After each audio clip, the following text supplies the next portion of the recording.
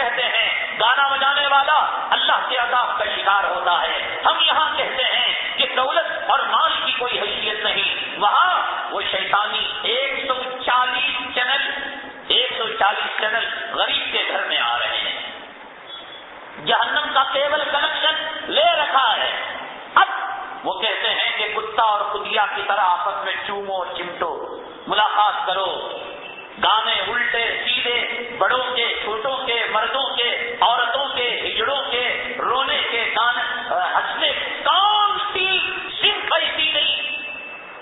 گانوں کے کمپٹیشن، بیوہ عورتوں کی کمپٹیشن، بچوں کے کمپٹیشن، گانے کو الٹا کرنے کے، تمل زبان سے ہندی میں کرنے کے، ہندی زبان سے جتنی قسمیں ہو سکتی ہیں.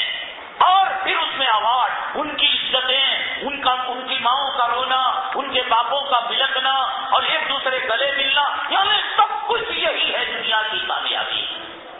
140 شیطان جس گھر میں ہو، ایک شیطان کافی ہے ہمیں جنت سے جہنم میں لے جانے کے لیے، راہ راست سے ہٹانے کے لیے. 1000 مرتبہ کہا گیا اس حرام زادے شیطان کی لعنت کو ختم کرو، اس کا جنازہ نکالو. نہیں، اس میں جغرافیہ آتا ہے، اس میں سائنس آتا ہے، اس میں ڈسکوری آتا ہے.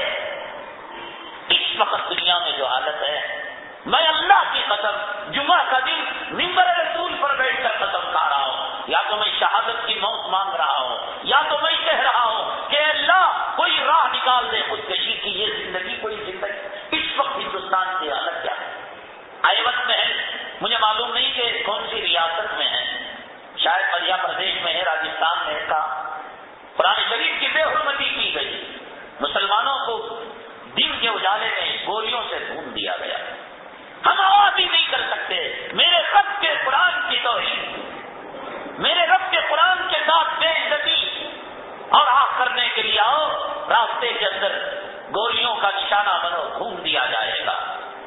ہریانہ کے ہائی کورٹ نے یہ پہلی بات ایوت محل والی، اور دوسری بات ہریانہ کے ہائی کورٹ نے 2 ایئر فورس کے آفیسروں کے حق میں جنہوں نے ریکرسی داخل کی تھی کہ ہمارے جو بڑے افسران ہیں، سینئر افسران ہیں، ہمیں داڑھی منانے کے لیے کہتے ہیں، جبکہ ہریانہ اور پنجاب کے اندر ہزاروں لاکھوں air force, police, B S F اور ملٹری کے جو اسٹاف ہیں وہ داڑھی رکھ کر ڈیوٹی کرتے ہیں. اگر وہ داڑھی رکھ کر ڈیوٹی کر سکتے ہیں تو پھر ہمیں داڑھی رکھنے کے لیے ممانعت کیوں ہے؟ کیا کوئی ایسا لا ہے؟ کیا ہندوستان کا کوئی ایسا قانون ہے کہ مسلمان داڑھی رکھ کر ایئر فورس میں نہیں آ سکتا، ملٹری میں نہیں آ سکتا؟ اگر نہیں آ سکتا تو پھر یہ ہریانہ اور پنجاب کے جو پنجابی ہیں بغیر داڑھی کے ایک کوئی ملازم بتا دے.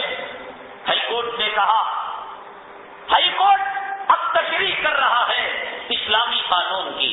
کہا کہ مسلمان کی مرضی پر جاتا ہے، اسلام جبر نہیں کرتا.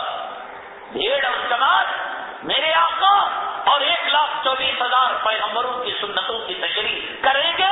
یہ زندگی جینے کی زندگی ہے.